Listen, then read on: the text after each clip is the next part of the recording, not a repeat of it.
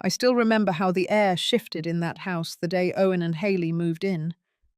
It was quiet at first, the kind of quiet that sneaks in slowly, like fog through a window left cracked. I didn't say anything.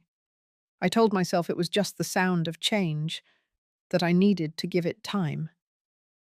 For almost 40 years, that house in Spokane held everything I knew about family. My husband and I built it with sweat and laughter. We raised Owen there. We planted apple trees in the back. Every dent in the kitchen counter had a story. Every picture on the wall had a memory. But once Haley came with her vision of modernity and calm neutrality, everything softened into something beige and unfamiliar. It started small. My old radio in the kitchen vanished one morning. She replaced it with some speaker that followed voice commands. She said it would help streamline the soundscape. I smiled, even though I didn't understand what was wrong with my weathered old dial. Then my yellow floral curtains disappeared. She claimed the pattern was too loud for the open concept design she envisioned. I said nothing. I told myself this was the kind of compromise families made. Then came the room reshuffling. Haley asked if I could start keeping my things in the small back bedroom, since the main guest suite would be better used as her home office. I obliged. She said it would be temporary. She always said things would be temporary. A few weeks later, she rearranged the furniture. My recliner was pushed into the garage. She replaced it with a new chair that, I'll be honest, looked like it had been built for someone who never wanted to sit long. It was all clean lines and cold fabric. She said the old chair clashed with the new aesthetic. I told myself none of it mattered, that a chair was just a chair. But one evening, while we were setting the table for dinner, Haley turned to Owen and said, in her usual soft, melodic voice, that I had left water rings on the counter again. Then she glanced at me and added, not even trying to whisper, that maybe it was time I considered living in a space more aligned with my energy and needs. She said the kitchen was starting to feel cluttered. I stood there, holding a bowl of mashed potatoes, not knowing whether to laugh or sit down. Owen didn't say anything. He just kept pouring the iced tea, eyes fixed on the pitcher like it held the answer to everything. That night, I sat on the edge of my bed, staring at the wallpaper I had picked out 23 years ago. The corners were starting to curl. I rubbed my thumb against one seam. It felt like something inside me was curling too. I think deep down, I already knew. I wasn't being included anymore. I was being erased. And still, I said nothing. I woke up the next day, made my tea, and baked the apple tart Owen always liked as a child. I even left it on the counter with a note saying he could take it to work. A part of me wanted to believe that somehow, if I stayed gentle and generous, things would return to the way they were. But even that morning, I noticed Haley had hung a new sign in the kitchen. It said, "Less is more." Funny thing was, it didn't feel like there was less. It felt like everything familiar was being replaced by silence. If any of this sounds familiar to you, if you've ever felt the quiet shift in your own home, like you were being pushed out one small decision at a time, then maybe you'll understand why I stayed. And maybe, just maybe, you'll understand why I eventually didn't. This was only the beginning. By the second month, Haley began to act like the house had always belonged to her.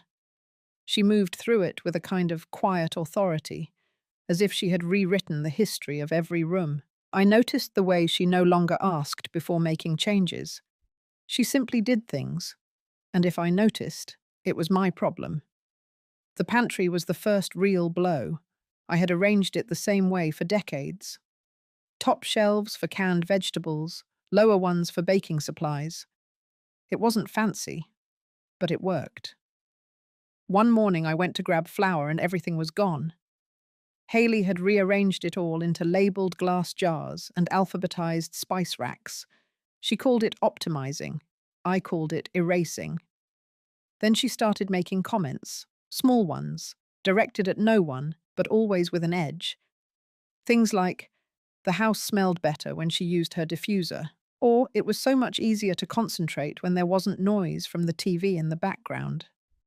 Of course, I was the one who watched the evening news. She never said it outright, but I felt it. I was the noise. One afternoon, I caught her scrubbing the windows with a white cloth. She didn't stop when I walked in. She just said, lightly, that fingerprints on glass made her feel anxious. I looked down and realized she was wiping away the smudges left from where I usually lean to water the plants. Little by little, she adjusted the temperature of the house. Not just with the thermostat, but with every word, every look, every object she replaced. The air felt colder, not because of weather, but because I no longer knew where I belonged. One evening, as I stood by the back door brushing dirt from my gardening shoes, Haley called across the kitchen. She said she and Owen had been talking and thought it would be helpful if we came up with a few guidelines for shared spaces. She even had a printed list. Nothing dramatic, she said. Just a few ways to help everything run smoothly. She wanted the kitchen cleaned immediately after every use. No personal items left in the living room, no strong scents in shared spaces, no entry to the laundry room during her office hours. It was framed as a cooperative effort. But every item on that list was about me. I didn't argue. I nodded. I took the paper and thanked her. That night, I folded it and placed it in the drawer where I kept warranty manuals and expired coupons. I couldn't bring myself to throw it away. I didn't know why. But the worst moment came 2 weeks later, on a Sunday. I had spent the morning trimming the front hedges. Gardening was still mine. Haley didn't like dirt under her nails, and for that, I was grateful. I came inside sweaty and sun-touched, craving iced tea. I heard voices from the kitchen and paused. Haley was speaking in that tone she used when she wanted to sound thoughtful, but was actually delivering a verdict. She told Owen she needed space to feel truly settled, that having someone constantly occupying the house limited their sense of growth. Then she added something that made my legs go cold. She said, "This no longer feels like our home. It feels like we're guests in someone else's memory." Owen didn't correct her. He didn't remind her whose name was on the deed. He didn't say my name at all. He just said he understood. Then, silence. I backed away, careful not to make a sound. I went to my room and closed the door. That night, I lay awake for hours. I stared at the ceiling and tried to remember the last time Owen and I had laughed together. Tried to remember the last time he asked how I was doing. I couldn't. I realized something then. Haley wasn't just trying to reshape the house. She was reshaping the narrative, turning it into a place where I was just a temporary piece, a shadow, a burden dressed as history. And Owen, my only son, was letting it happen. I didn't cry. I didn't confront anyone. But I started keeping my most important papers in a bag beside my bed. The deed, my husband's will, my savings log, and one small envelope labeled Originals. I didn't know what I was preparing for, but I knew it was no longer safe to assume I'd be asked. It happened on a Thursday morning, just after 8. I had finished folding laundry and was walking back from the dryer when I heard Haley on the phone in the hallway. Her voice was clipped and tight. She was pacing. I stopped before turning the corner, waiting for her to pass. She said, "We need to move things forward before she changes her mind." Then a pause. Her voice lowered, almost to a whisper. "No, she doesn't know. She still thinks the account's in her name." I stood still, not moving. My fingers tightened around the laundry basket. She turned the corner and saw me standing there. For a second, she froze. Then she smiled, wide and artificial, like nothing had just happened. She asked if I needed help with the towels. I told her no, I had it. That afternoon, I went to my room and opened the folder I had tucked away beside the bed. Inside were copies of everything I still had access to. The deed to the house, the will my husband left before he passed, my bank statements. One of the accounts had changed routing numbers. I hadn't noticed before. Now I did. I called the bank. I said I wanted to confirm the account details on file. The woman on the phone was polite, but her tone shifted when I mentioned the account name. She asked for verification. I gave her everything she needed. She paused again and said, "I'm sorry, but this account was closed last month. It's been consolidated into a new trust. Name on file is Rawlins Family Holding." I didn't say a word. I ended the call and sat on the edge of the bed, staring at the beige carpet. I felt like the floor had tilted under me, only slightly, but enough to make everything off balance. That evening, I didn't join them for dinner. I made soup in the microwave, ate it in my room. The house was quiet. Too quiet. I kept listening for footsteps, a voice, anything to tell me I was still part of something. The next day, Owen left for work early. Haley was in the living room when I came out to make tea. She looked up and said she had a favor to ask.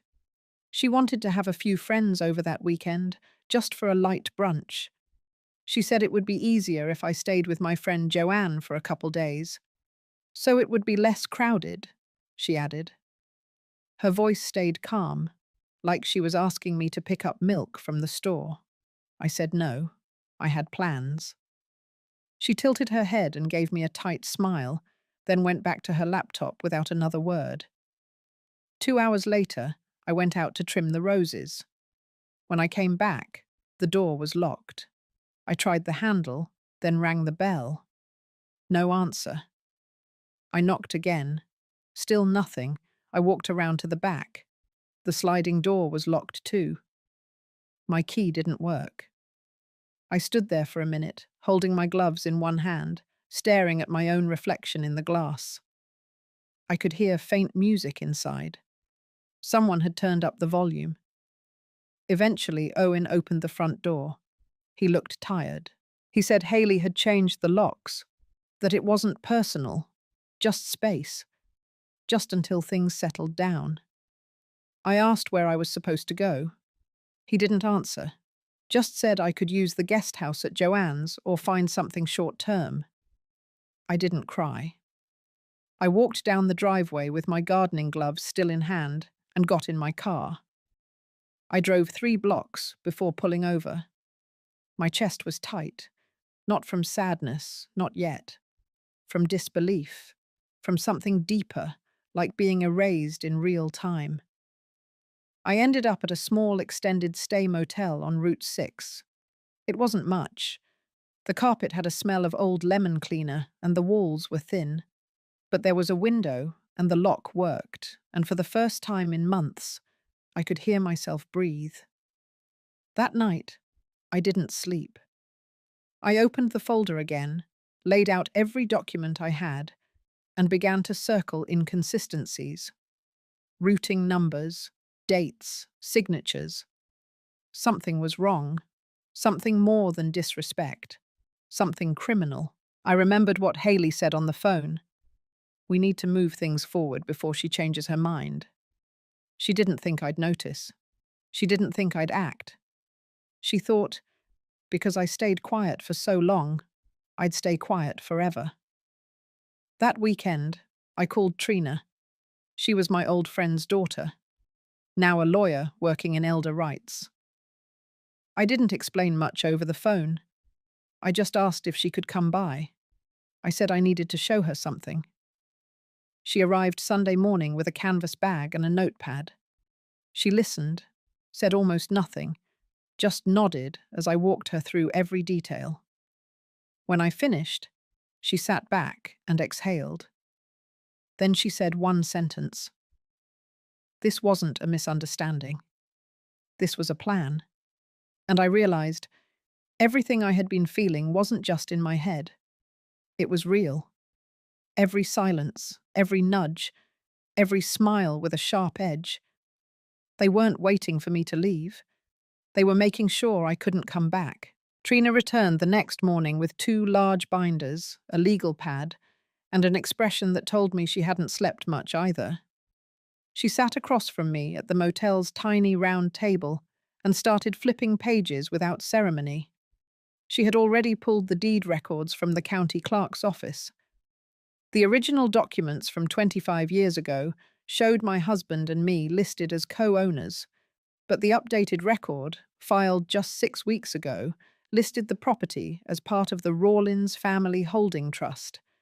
The signature on the transfer was shaky, inconsistent with mine. I had never seen that document before. Trina pointed to the notary stamp.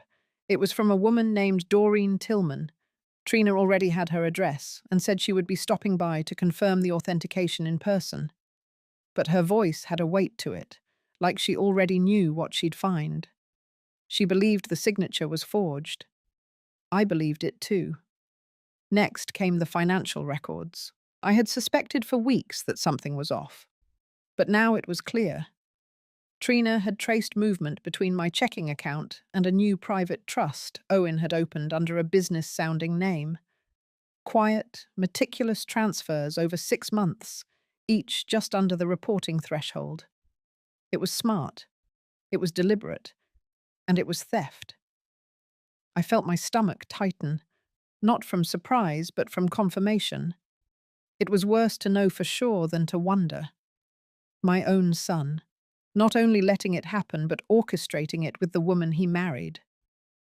Trina paused and looked me in the eyes. She said, if we moved forward, things would get messy. Not violent, but personal.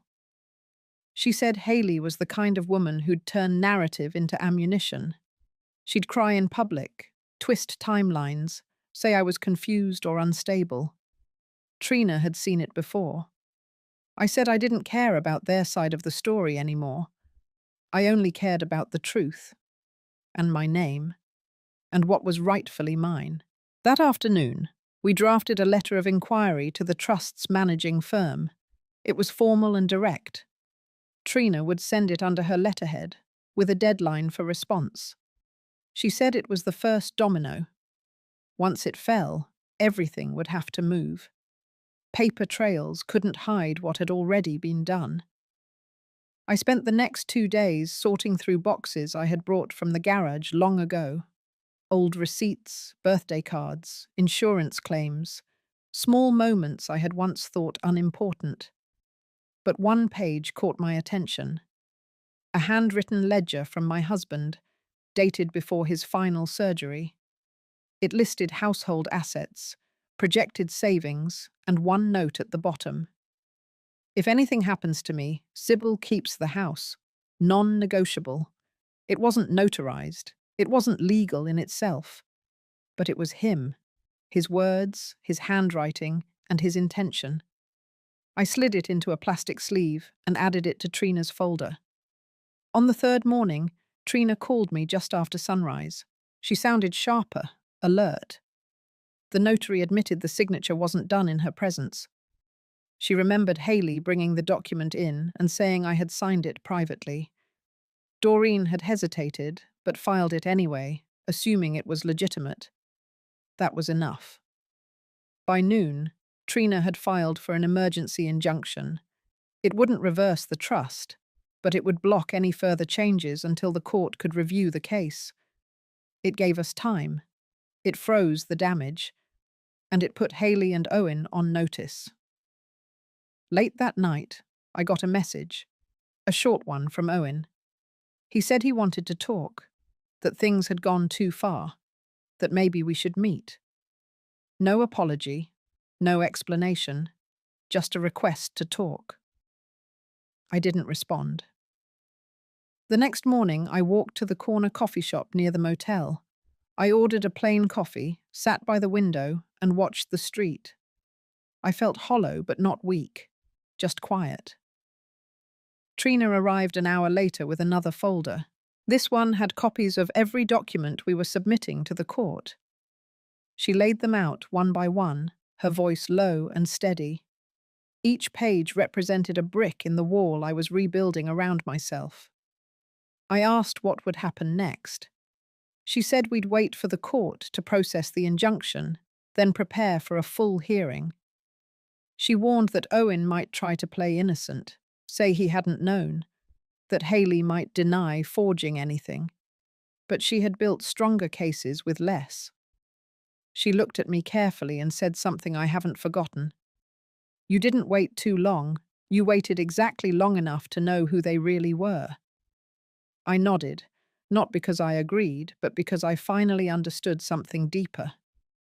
Sometimes the people we raise become strangers, and sometimes strangers wear the face of someone we once cradled in our arms. That night, I opened my motel window and let the night air in. It smelled like dust and pine. I sat on the edge of the bed, not crying, not shaking, just still. And for the first time in weeks, I slept. Not because the fight was over, but because I had finally begun it. The court date was set for 3 weeks later. In that stretch of quiet, something inside me began to shift. Not quickly, not dramatically, but like sediment settling in clear water. I was still staying at the motel, still sipping coffee by the same window each morning. But now, there was a calm in the routine. I wasn't hiding anymore. I was preparing. Trina spent the next few days lining up documents, witness statements, and expert opinions. She moved with a rhythm that felt surgical. She didn't fill the space with unnecessary words. She just worked. And I matched her pace, even when it meant revisiting things I would rather forget. One morning, we went to the clerk's office again, this time to get copies of a separate document I hadn't thought to check before. A line item in one of my old tax returns showed a co-owned asset I'd long forgotten. A small rental cabin on the edge of a state park, one my husband and I had bought before Owen was born. I had assumed it was sold. Turns out it was transferred silently. Into the same Rawlins Family Holding Trust, same forged signature, same pattern. That evening, Trina brought over something new. Surveillance footage from a convenience store ATM.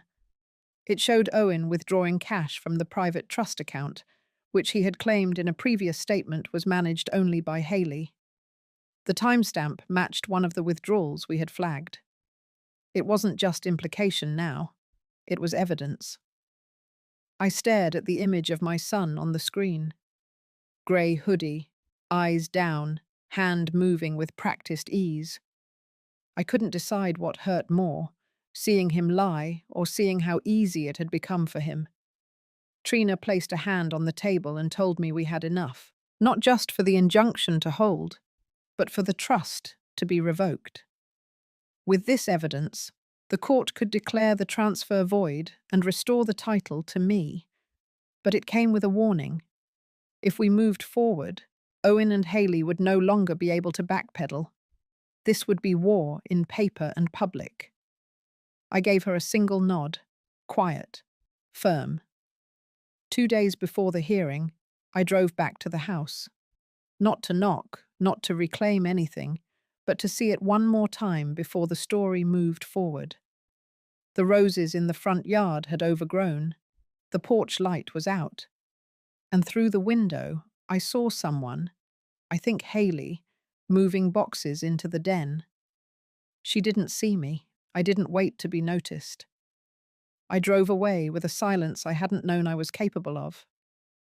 That night, Trina and I stayed late preparing my testimony. She coached me on tone, reminded me to stay grounded in facts, not emotion. But I already knew. I wasn't there to accuse. I was there to reclaim. On the morning of the hearing, I wore the same pale blue blouse I had worn to my husband's retirement party. It was the last time our family had felt intact. I stood in the mirror for a long time before leaving, not out of vanity, but to steady myself. I didn't want pity. I wanted presence. The courtroom was modest, wooden benches, a single row of windows that let in sharp morning light. Haley sat across the room with her lawyer, all pressed blouse and tight jaw. Owen arrived 5 minutes later. He looked tired, thinner, almost smaller than I remembered. He didn't look at me once. When the judge entered, the room tightened. Trina stood first. She spoke with control, but never coldness. She walked through the facts like threads in a pattern, building the picture slowly, deliberately. She presented the documents, the signatures, the tax filings, the video stills. She read aloud the line from my husband's handwritten note. "If anything happens to me, Sybil keeps the house. Non-negotiable." Haley's lawyer objected to the note, called it sentimental noise. The judge allowed it anyway, noting its consistency with previous filings. When it was my turn to speak, I rose without shaking. I told them I had spent my life building a home. Not just a house, but a space of safety. I had given my time, my money, and my name. I had trusted my son, and I had been erased. I didn't raise my voice. I didn't cry. I simply described what had happened as plainly as the papers we had filed. The judge listened carefully. He asked questions, not to me, but to the attorneys. He flipped through documents, underlined sections, tapped the edge of his pen. At the end of the session, he did not make a final ruling, but he granted an extension of the injunction and set a follow-up hearing with instructions for forensic review of all signatures involved. That alone was a signal. He didn't believe the documents were clean. Outside the courtroom, Owen walked by me without a word. Haley looked over her shoulder once but kept walking. I watched them go, not with anger, but with a stillness that surprised me. Something was crumbling behind their eyes, something they couldn't control anymore. Trina joined me at the top of the courthouse steps. She didn't smile. She didn't need to. We both knew what had just happened. The lie had lost its footing, and the truth was gaining ground. The next morning I woke up before the sun. I hadn't slept much, but it wasn't nerves that kept me up. It was the quiet realization that something fundamental between Owen and me had been severed. Not in anger, but in clarity. It wasn't just that he had lied or let Haley take over. It was that he had let my presence become optional, a burden, and somehow that had given him permission to erase me. Trina called just after 8 and said the forensic handwriting expert had already submitted a preliminary report. I met her at her office, and she handed me the printed results. The expert confirmed what we had suspected. The signature on the deed transfer wasn't mine. The slant, the pressure, the flow of the pen. It was someone trying to imitate my hand, but not well enough. We now had documented proof of forgery, paired with the notary's written statement and Owen's own bank activity. Legally, it was tightening. Emotionally, it was unraveling. The court set the next hearing for 10 days later. During that time, Trina advised me to keep quiet and let things build. But it wasn't silence I struggled with. It was the in-between, the long hours between discovery and decision, where nothing changes on the surface, but everything breaks apart underneath. On the 5th day, I received a letter. No return address, just my name in thick black pen.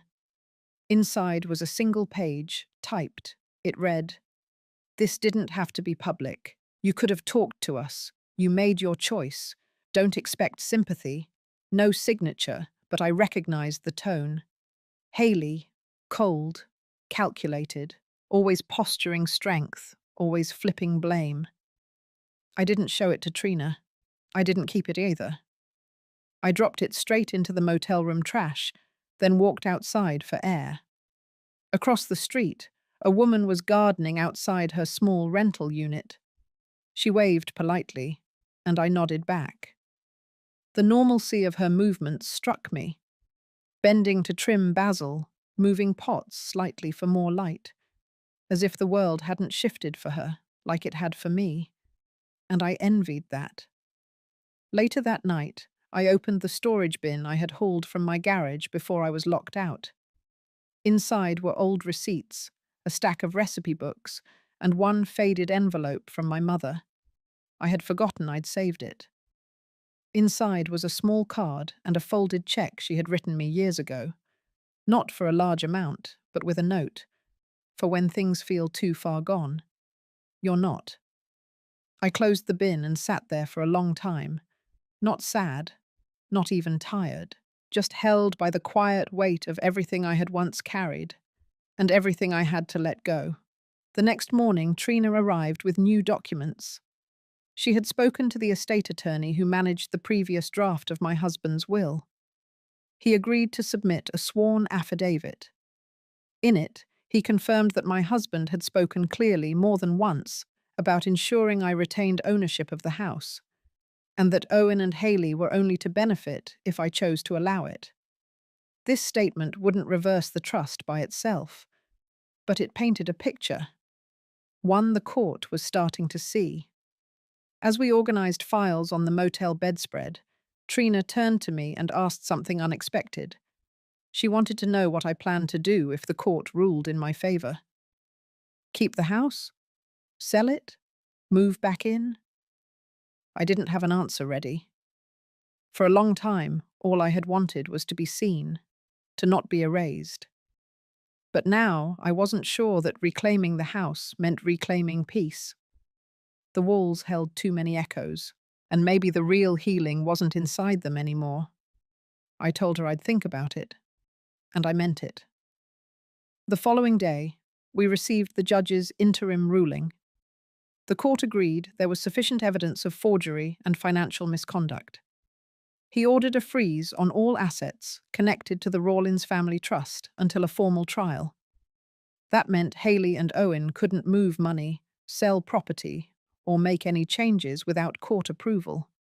It wasn't final, but it was firm, a signal that their grip had slipped. I stood at the window of the motel room after Trina left, watching the streetlights blink on one by one. For the first time in months, I didn't feel trapped. I felt still, like the moment just before the tide turns. A small thought entered my mind and lingered. I didn't want revenge. I didn't even want an apology. I wanted something harder to describe. I wanted to know I could walk forward without bending, that I could breathe without shrinking, that the next chapter of my life would not be written by anyone else's pen. That night, I wrote in a notebook I hadn't touched in years. Just one line. You don't have to win everything. You just have to stop handing yourself away. And with that, I closed the book and turned out the light. By the time the second hearing approached, the motel room had started to feel less like a temporary stop and more like a quiet waiting room before the rest of my life. I didn't decorate, I didn't unpack fully, but I knew every creak of the window frame, every shadow cast by the parking lot light outside. And in that small space, I had begun to feel steadier, not happy, but less breakable. The night before court, I sat with Trina going over our final statements. She was calm, as always, but there was a subtle charge beneath her words. She knew how hard Owen and Haley had fought back over the past week. They had hired another lawyer, filed a motion to dismiss the forgery claim, sent a counterclaim suggesting I was mentally unfit. All of it desperate, none of it working. Trina said it plainly. They're cornered, and they're scrambling. But I wasn't interested in punishing them. I just wanted the line redrawn, the one they had crossed when they decided my trust was something to manipulate. When Haley treated my name like a detail to be forged. When Owen stood by and let it all happen. That morning, I walked into the courthouse not with a sense of dread, but with a strange calm. I wore the same navy dress I'd worn to Owen's graduation. I remembered how proud I had been of him that day, how I clapped the loudest when they called his name. And now, I walked into a courtroom to prove that the same person had sold me out. Haley sat stiff in her chair, lips pressed so tight they were barely visible. Her lawyer whispered to her constantly, flipping through folders as if sheer paperwork could undo what was coming. Owen wasn't there. He had sent a statement instead. Trina handed me a copy. In it, he called me confused. He said I had misunderstood his intentions, that Haley had only stepped in to protect the family assets, that I was too emotional to manage the estate after Dad died, and that he regretted the situation, not the choices, just the situation. The judge opened with a summary. He noted the forged documents, the frozen assets, the sworn affidavits. He acknowledged the new motion filed by Haley's team, but made it clear that it did not carry enough legal ground to dismiss the case. Then he gave Trina the floor.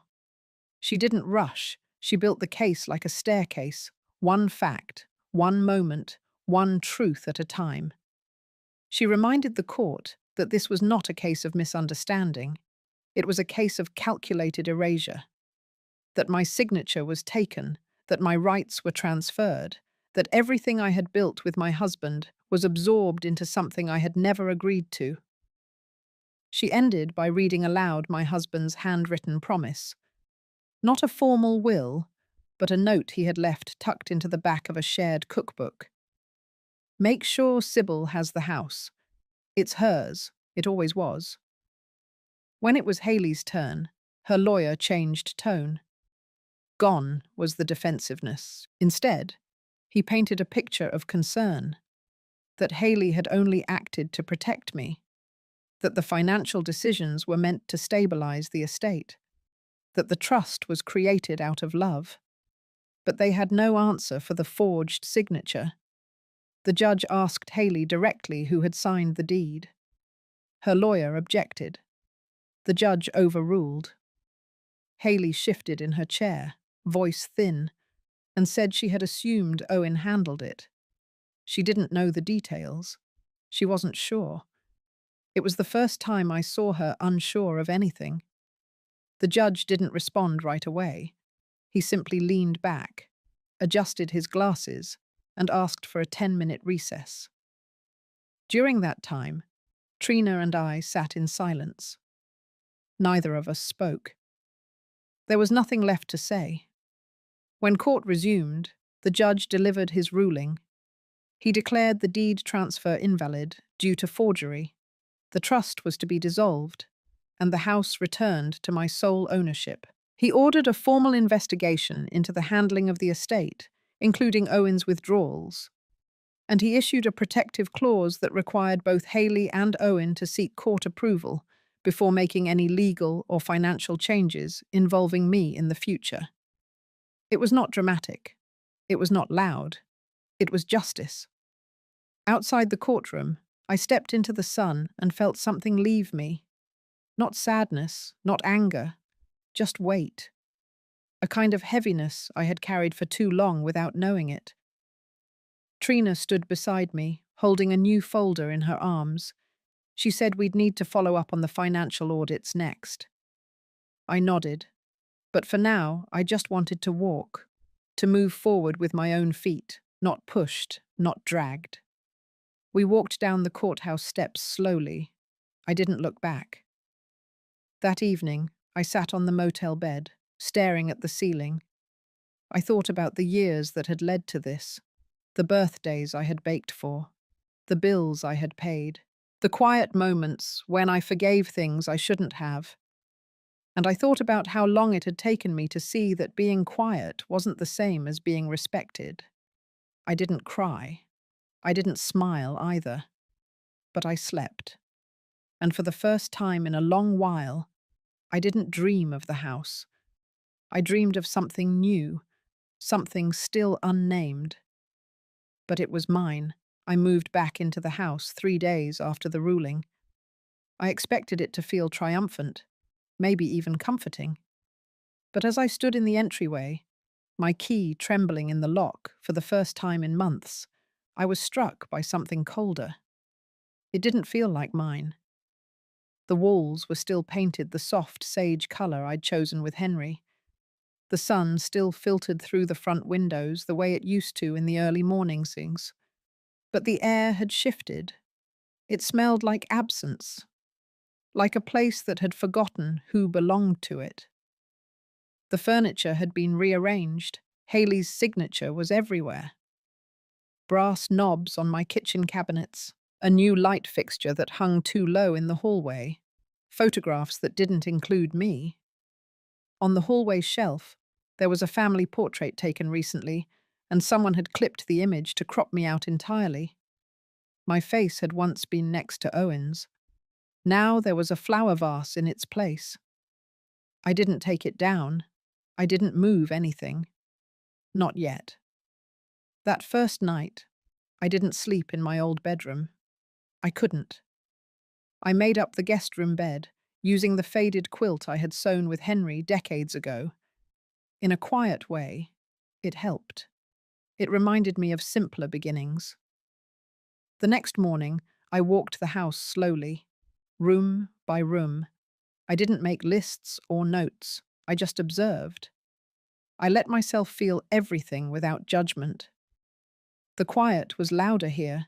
It echoed. I wondered if they ever noticed how cold the place got in the afternoons when the shadows stretched across the floor. In the living room, I found a shoebox tucked into the corner of the bookshelf. Inside were envelopes, bank notices, loan documents, and something else. A printed copy of a life insurance policy.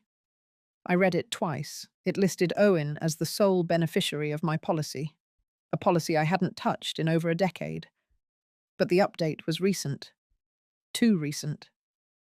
Haley's handwriting was faint on one corner of the envelope, just a note with numbers. When I called Trina, her voice tightened. She asked me to send photos of the documents immediately, and then she asked a single question. Did you sign any amendments to your policy in the last 12 months? I told her no. She didn't need to say anything else. I already knew where this was going. Later that day, I received a voicemail from Owen. His voice was calm, rehearsed. He said he was sorry for how things unfolded, that he hoped we could one day understand each other again. And then, in a pause, he added that it was unfair to put the house above family harmony. I didn't call back. That evening, I made tea and sat at the kitchen table, the same one where Owen used to do his homework, where Henry used to spread the newspaper, where I used to sit alone and wonder when everything started to shift.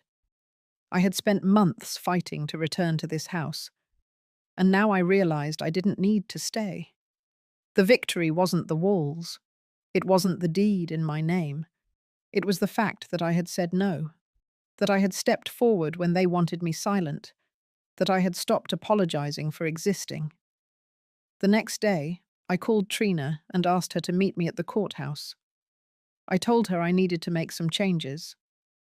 When we sat in the office with the clerk, I handed over 2 documents.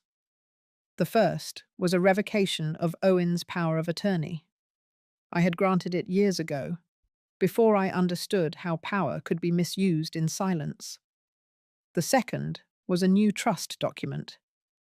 It removed Owen and Haley entirely from the estate. Instead, I named a local foundation as successor trustee, one that provided education and legal aid for older women displaced from their homes. Trina looked at me, surprised but not questioning. I told her I didn't want revenge. I wanted redefinition. I wanted this house, and everything it represented, to mean something better than what they had tried to make it. Back at the house, I began packing. Not because I was forced to, but because I had chosen to. I called a moving service to help sort the furniture. I didn't want the brass handles. I didn't need the fake crystal chandelier. I wanted the old rocking chair from the sunroom, the bird feeder from the back porch, The photo of Henry holding Owen when he was just a baby, still full of wonder. In the backyard, I watched the leaves rustle in the wind. The light hit the corner of the porch just right. For a moment, I stood there with my tea, letting the silence wrap around me like an old shawl. I had fought for this space, and now I was letting it go on my own terms. That was the twist I never saw coming. It wasn't about getting everything back. It was about becoming someone who no longer had to. The dinner invitation came in a thick cream envelope, hand-delivered to my mailbox. No return address. No explanation. Just a short note at the bottom in Haley's looping handwriting. It said, "Let's talk like family." It would have been easy to toss it aside, ignore it. But something in the timing told me not to. Maybe it was the curiosity. Maybe it was the quiet sense that this wasn't just a meal. I wore black slacks, a pale blouse, no jewelry. Not because I wanted to impress anyone, but because I wanted to look like I meant business. Trina had offered to accompany me, but I told her no. This I needed to face on my own. They rented out a private room at one of those trendy new places downtown. All marble countertops and cold metal fixtures. The kind of place that served $12 kale salad and called it artisan. When I walked in, Owen stood up. Haley didn't. She barely looked up from her water glass. The room smelled of tension and lemon vinaigrette. Owen gestured toward the chair across from him. I sat. A waiter approached and asked about wine. I declined. We went through the motions at first. How have you been? The weather's been strange. I let them speak. I waited. Finally, Haley folded her hands, her nails immaculate, her tone rehearsed. She said they had talked and decided that maybe it was time to find a way forward, that we were still family after all, that the courts didn't need to define our relationship. Then came the real part. She said they were in the process of refinancing the house, that it would be easier, cleaner, if I would agree to transfer the deed to them formally. In exchange, she added, they would consider adding my name to a shared investment account, one that Owen had started with what was left of a Henry's original retirement fund. I didn't speak right away. I let the silence stretch. I let them hear it. Not the silence of defeat, but the kind that fills a room when someone realizes they've misjudged the other person entirely. When I finally looked at Haley, I smiled, not out of warmth, out of clarity. I told them the house had already been placed in a trust, a new one they weren't a part of, that the deed no longer served their ambitions. Haley blinked once, then again. Her lips parted, but no sound followed. I added that the investment account she mentioned had already been reviewed by my legal counsel, and that the funds Owen used were improperly withdrawn under expired power of attorney. Owen's face drained of colour. His fork clinked against his plate. I stood up then. The dinner wasn't over, but my part in it was. On my way out, I paused by the door, looked back just long enough to say one more thing. I told them not to contact me further unless it was through Trina's office, and then I walked out into the cool night air, letting the door shut behind me with finality. The next morning, I received an email from Trina. She had been contacted by Haley's attorney. They were now requesting a meeting. Not with me. With her. Which meant they had finally understood the shift in power. I went for a walk after that, around the lake where I used to take Owen when he was little. The ducks were still there, the same odd ripple patterns on the surface. I thought about the way time moves, how some things look still, but underneath the surface, they're changing constantly. That afternoon, I packed the last of my things, the ones I had stored away after moving out months before. Not because I was leaving again, but because I was letting go of the past version of the house that used to define me. I boxed up Owen's childhood drawings, the ones he never asked to take. I folded the old tablecloth from Henry's retirement party. I slipped the worn photograph of all three of us into a drawer. It no longer needed to sit out. That night, I made dinner for one. Pasta with roasted vegetables, a glass of iced tea. The kitchen was quiet, but it felt peaceful now, like I had finally cleared the echo. Before going to bed, I lit a small candle in the living room, not for tradition, not for sentiment, just for the soft flicker it cast on the walls. The house no longer held power over me. Neither did Owen or Haley, not because they had changed, but because I had. I didn't need them to apologize. I didn't need them to understand. I had reclaimed more than a home. I had reclaimed myself. The letter came 2 days later, folded twice in a plain envelope, postmarked from within Spokane, but with no name on the front.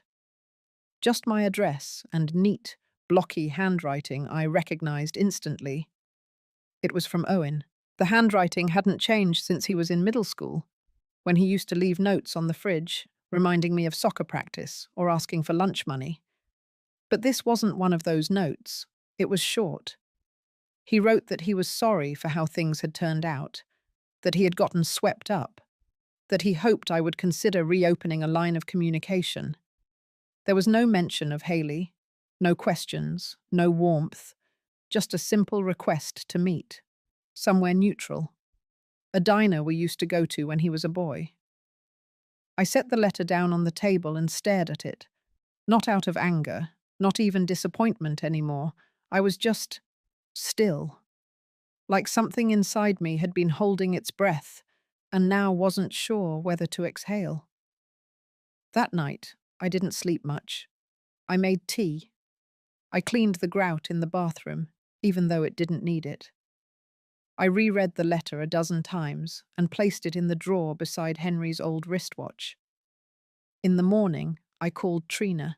Her voice was steady, as always. She said it was my decision, that if I wanted to meet him, she would support it, but that I should walk in with my eyes open. I agreed to meet him 3 days later. The diner was just the same. Red leather booths, too much chrome, a faint scent of syrup baked into the walls. I arrived early and chose a seat by the window. Owen walked in 10 minutes late. He looked older than I remembered. Tired, maybe even smaller. He didn't try to hug me, just sat across from me and ordered coffee. He spoke slowly at first. Said he had been thinking a lot. That when I moved out, he expected to feel relief, that things would quiet down, settle into the version of life Haley had laid out for them. But instead, the house felt wrong, still, cold, even when the heater ran. He admitted he hadn't checked the trust papers until recently, that he hadn't even known the exact numbers until the meeting with Trina, that Haley had told him not to worry about the details. His eyes looked down when he mentioned her. I asked if they were still together. He said nothing at first, then nodded, barely. He said she had changed, that she spent more time at work now, that when they spoke it was all about logistics, money, upgrades. He said he wasn't sure how they got to that place. I didn't tell him that I knew exactly how they did. I didn't need to. Instead, I asked about the last real moment he remembered feeling like himself. He said it was the night we made cinnamon rolls during a snowstorm when he was 9. The power had gone out, and we lit candles and told stories until the dough rose. He smiled when he said it. A small, real smile. Not the kind he wore at their parties. We sat in silence for a while. When the check came, I reached for it. He stopped me, paid in cash. On the way out, he looked like he wanted to say more, but he didn't. That evening, I sat on the porch and watched the wind toss the trees back and forth. I didn't know what to make of the conversation. It wasn't an apology, not really, and it didn't change what had happened. but it reminded me that there was still a small flicker inside him, a piece that remembered warmth, that remembered cinnamon rolls in the dark. I wasn't sure if that piece would grow or fade. I didn't plan on finding out. The next day, I finalized the paperwork with Trina. The trust was now structured as irrevocable. The house, the two additional properties I had quietly purchased, and the investment dividends from Henry's old portfolio would be tied into a charitable foundation. One focused on transitional housing for women over 60 who had been displaced or overlooked by their families. Trina told me it was one of the most purposeful uses of legacy she had ever seen. I told her it wasn't legacy. It was justice in a quieter form. I didn't need Owen to know the details. I didn't want revenge. I wanted peace. And maybe, just maybe, I wanted someone out there to feel seen when they thought no one noticed anymore. Later that evening, I pulled out an old recipe card from the kitchen drawer. The cinnamon rolls. The ink was faded, corners stained with butter and years. I baked them, just once more. The house smelled like memory, but this time it didn't ache. It just filled the room and made it warm. I sat by the window, a fresh roll in my hand, and felt the quiet settle in, not as something empty, but something earned. The following weeks passed in a soft hush, not quiet from loneliness, but from a calm I hadn't felt in years. My mornings started early, just before the sky warmed. I would sit on the porch with coffee, wrapped in the same blue shawl Henry gave me one Christmas long ago, and watch the sun climb over the roof lines. I had moved into a small cottage that overlooked a narrow stretch of forest just west of Spokane.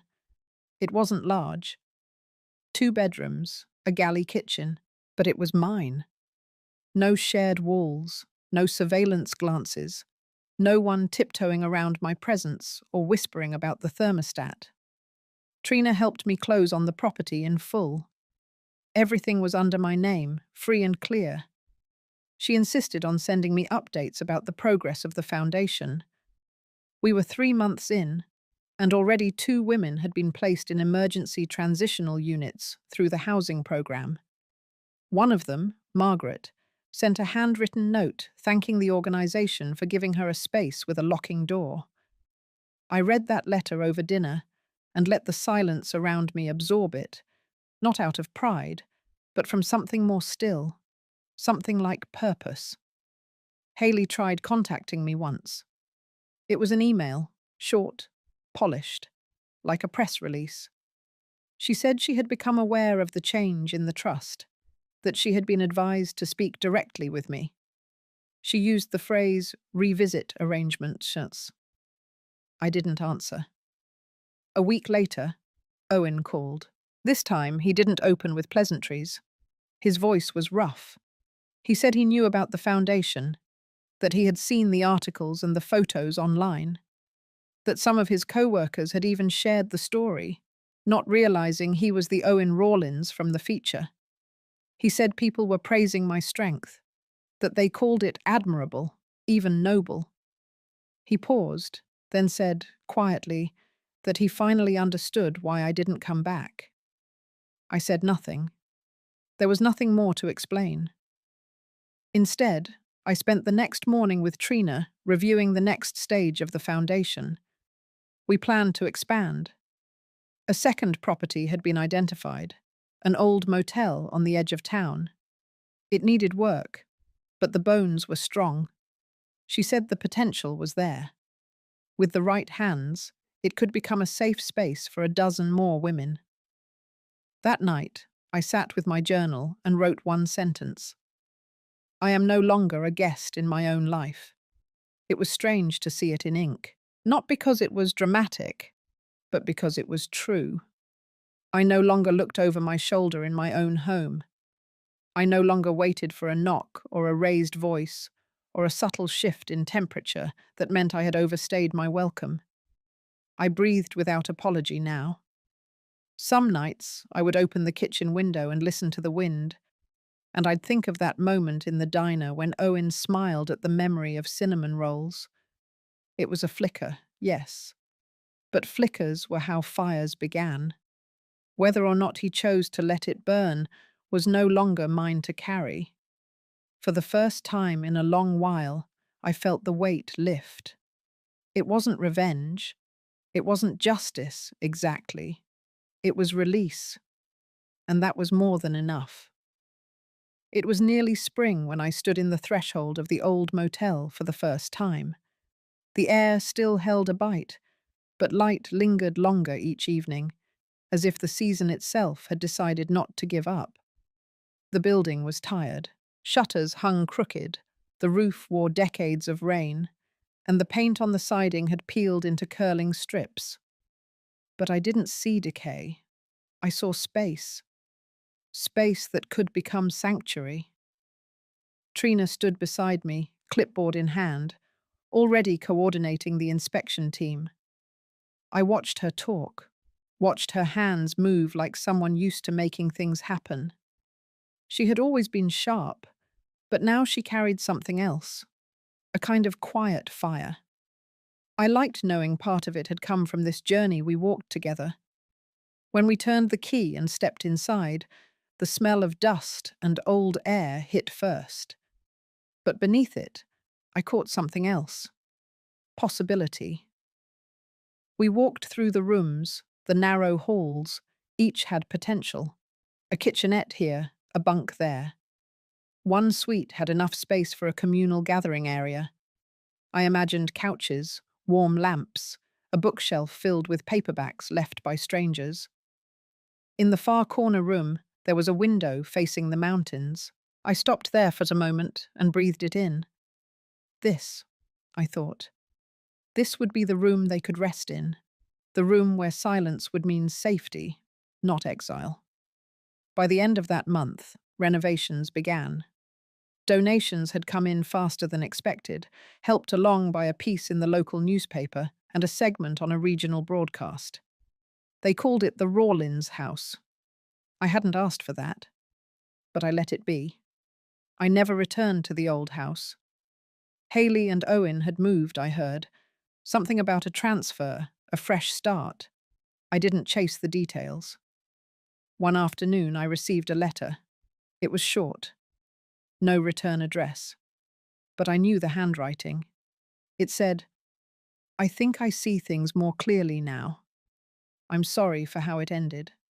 I hope you're doing well." I read it once, then folded it and placed it in the back of my drawer. Not out of anger, not out of forgiveness either, just acknowledgement. Some wounds don't need to be dressed every day.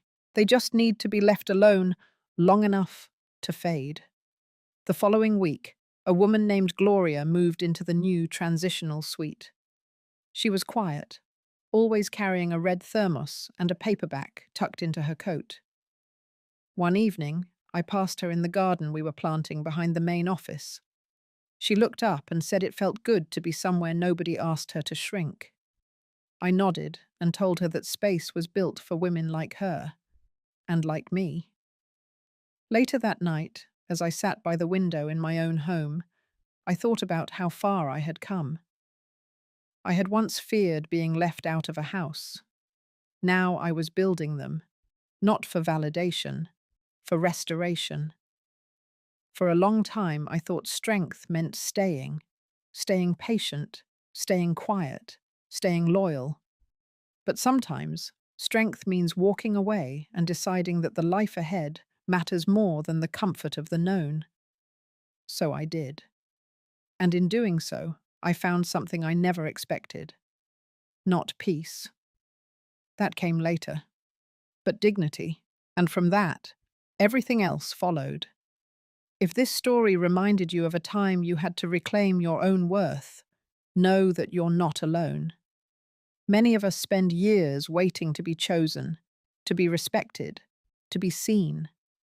Sometimes, choosing yourself is the first real act of healing. If this resonated with you, feel free to share your thoughts below or simply sit with it in silence. Your story matters too.